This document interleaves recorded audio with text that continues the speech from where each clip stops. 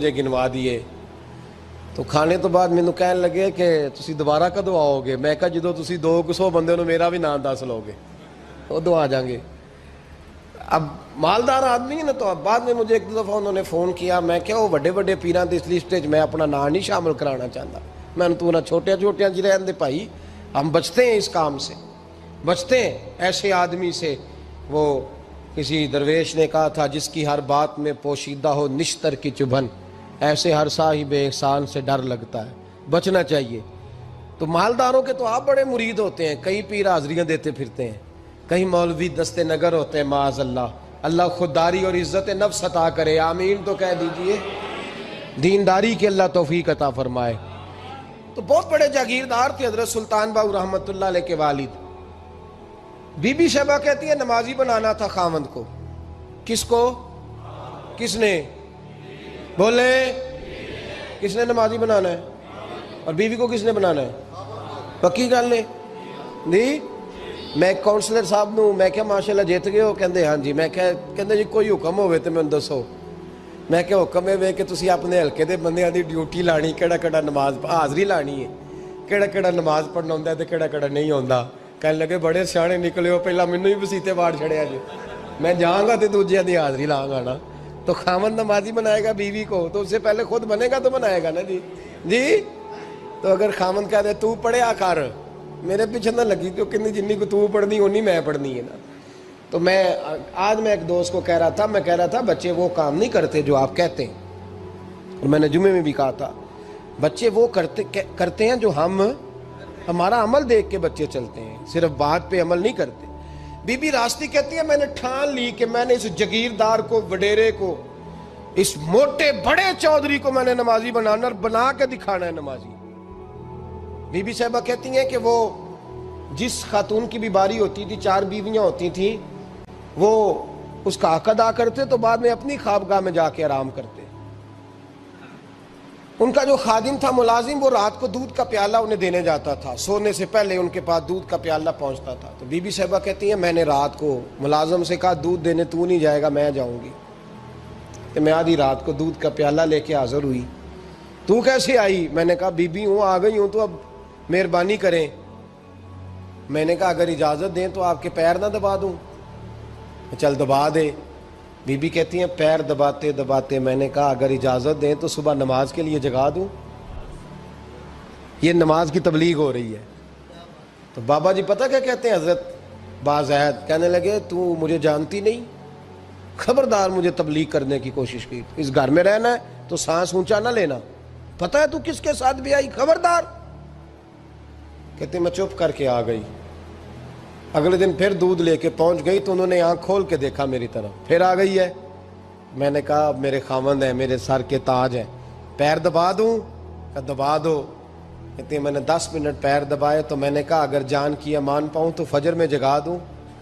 میں نے جلال فرمایا۔ کہنے لگے تجھے کہا تھا نا کہ مجھے کسی کا مشورہ قبول نہیں، تو کون ہوتی ہے مجھے بات کرنے والی، چل دوڑ جا۔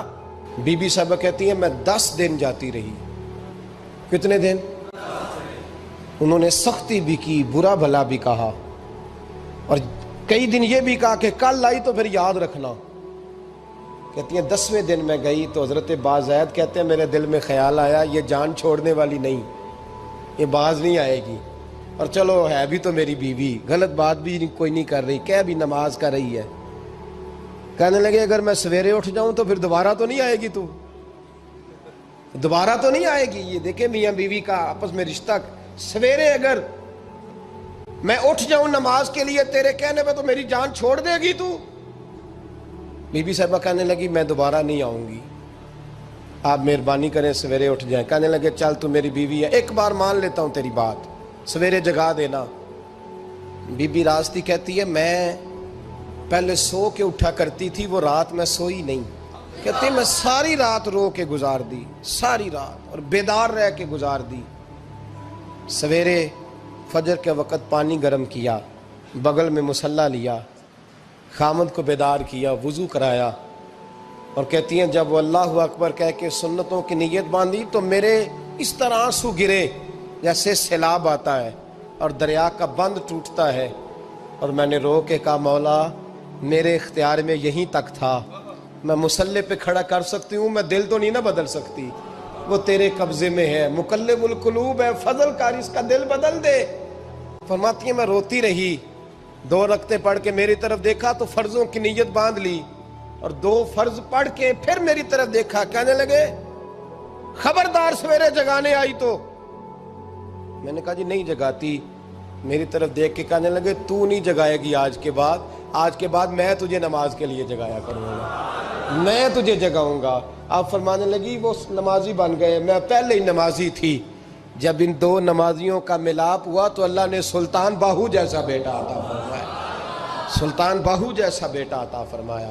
میرے بھائی، میاں بیوی ایک دوسرے کو دیندار بنائیں گے، ایک دوسرے کو نمازی بنائیں گے، وہ ایک دوسرے پہ، اور کس طرح کا بڑا مشکل ہوتا ہے بیوی اپنے خاوند کی تعریف کرے، مشکل ہوتی ہے۔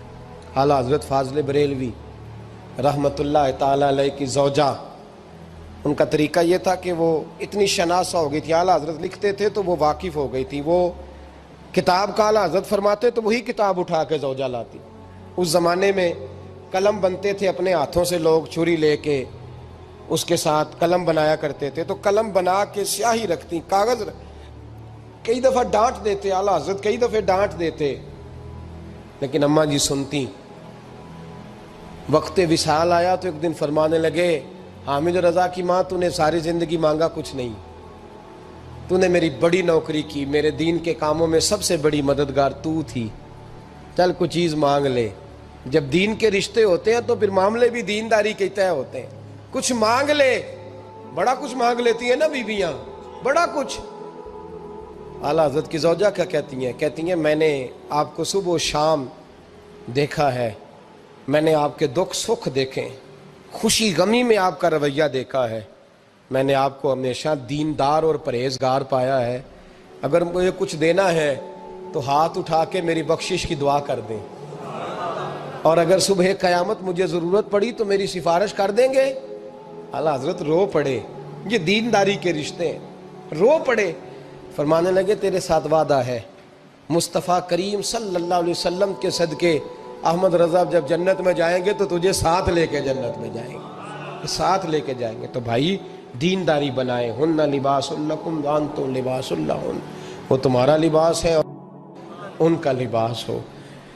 رمضان شریف آ رہا ہے، ارادہ کر لیں کہ تراویحیں ساری جماعت کے ساتھ پڑھنی ہے، پڑھیں گے انشاءاللہ تعالی۔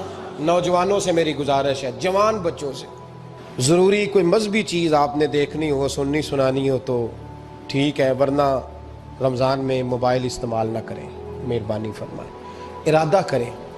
اگر کبھی مجبوری بن جائے نا تو ہسپتالوں میں بھی 2-2 گھنٹے بندے کو ایک ٹانگ پہ کھڑے ہونے پڑ جاتا ہے، پاسپورٹ کے دفتر لوگ کھڑے رہتے ہیں، شناختی کارڈ کے دفتر کھڑے رہتے ہیں۔ ارادہ کرو قرآن پاک سننے کا، اور مسجد میں حاضر ہو کے با جماعت 20 تراویحیں پوری پڑھو، اور عشاء سے پہلے آؤ، سنتیں ادا کر کے مسجد میں نماز پڑھو۔ روزہ کوئی شیطانی وسوسہ قریب نہ آنے دو، روزے رکھنے ہیں اور انشاءاللہ رکھنے ہیں، پورے رکھنے۔ مزدور آدمی جو مزدور ہے وہ کہتا ہے میں مزدور ہوں، میں کیسے رکھوں؟ او خدا کے بندے، رب تعالیٰ نے تیرے اوپر فرض کیے ہیں، وہ کہتا ہے میں وہ چیز فرض کرتا ہی نہیں جو تو اٹھا نہ سکے، اس کو پتا تھا ہم رکھ لیں گے تبھی فرض کیے نا۔ اور مزدور کو تو اللہ اجر بھی زیادہ عطا کرتا ہے، کسی وسوسے پہ نہ لگے۔ اور قرآن، یہ 2 باتیں ہو گئی، روزہ اور تراویح۔ اور تیسرا، دن کے 2 حصے کریں، جو وقت بچ جائے اس کے 2 حصے کریں، آدھے حصے میں قرآن پاک پڑھنا ہے اور آدھے حصے میں درود و سلام پڑھنا ہے، یہ وظیفے پکے کر لیں۔ اور جو لوگ غریبوں کی مدد کرتے ہیں، مسکینوں کی، یتیموں کی، ان سے میری گزارش ہے کہ وہ مہربانی کریں تو 1 رمضان کو لوگوں کے ساتھ تعاون کریں۔ کس تاریخ کو جی؟ بولے قاری صاحب نے سوٹ کدن دین دے ہو جی، تاکہ کوئی درزی سی کے نہ دے وے، ایک ادھر پاہ نہ لے وے سوٹ، مولوی بھی نواں، یہ ساڈا مولوی یہ تے پرانے دی چنگا لگتا ہے، اور پہلے دے میاں یہ کام بھی پہلے کریں تاکہ وہ سلا لیں اور سلا کے پہن لیں۔ میری باتوں کی سمجھ آ رہی ہے آپ حضرات کو؟ غریب کے ساتھ، مسکین کے ساتھ، جس کے ساتھ بھی کوئی تعاون کرنا ہے وہ پہلے کریں، پہلے اپنے بچوں کپڑے بعد میں اور غریبوں کے بچوں کو پہلے، تاکہ وہ شریک ہو، رمضان میں شریک ہو، کسی کو سودا پہلے دیں، جو پہلے کرنے کے کام ہیں ان کو پہلے کریں، مہربانی فرمائیں۔ رمضان کی نیت کریں، ارادہ کریں، اپنے اندر ذوق پیدا کریں۔ میں نے اپنے دوستوں کو کل سبق دیا ہے کہ کام مجبوری سے بھی ہو جاتا ہے اور شوق سے بھی، لیکن مجبوری سے کرنے سے مزہ نہیں آتا، شوق سے کریں تو مزہ ہی آ جاتا ہے، مزہ نہیں، مزہ ہی آ جاتا ہے۔ تو کام کریں گے، لطف آئے گا آپ کو روزے رکھنے کا، عبادت کرنے